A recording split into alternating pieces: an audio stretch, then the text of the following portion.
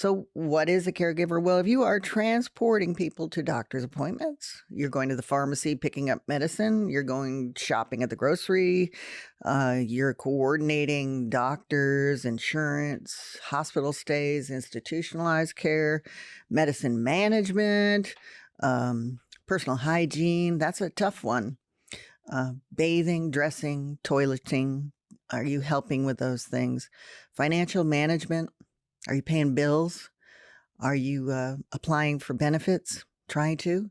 And are you really the only social connection at this point that the older adult has?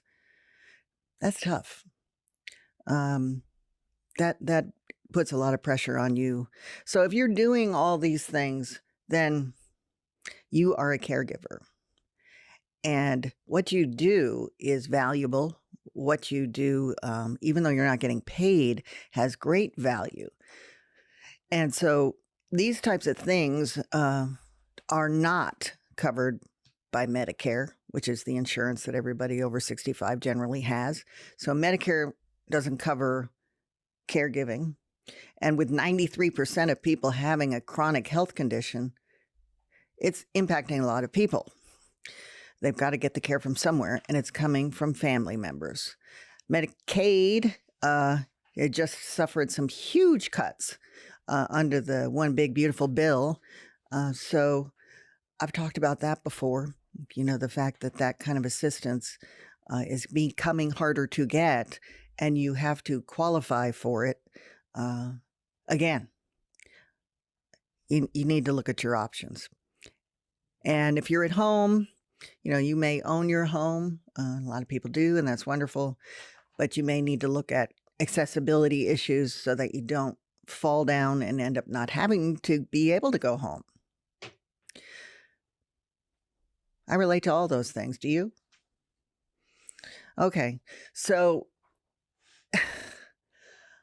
are you doing this all yourself? Guilty, right? That is not that unusual. But I want to talk about how it happens and what can you do about it once you're in that role, because it can be all consuming. It's called one willing child phenomenon. If you're willing, you step in, you start acting, you may just be put in that role and you never intended for that to be the case.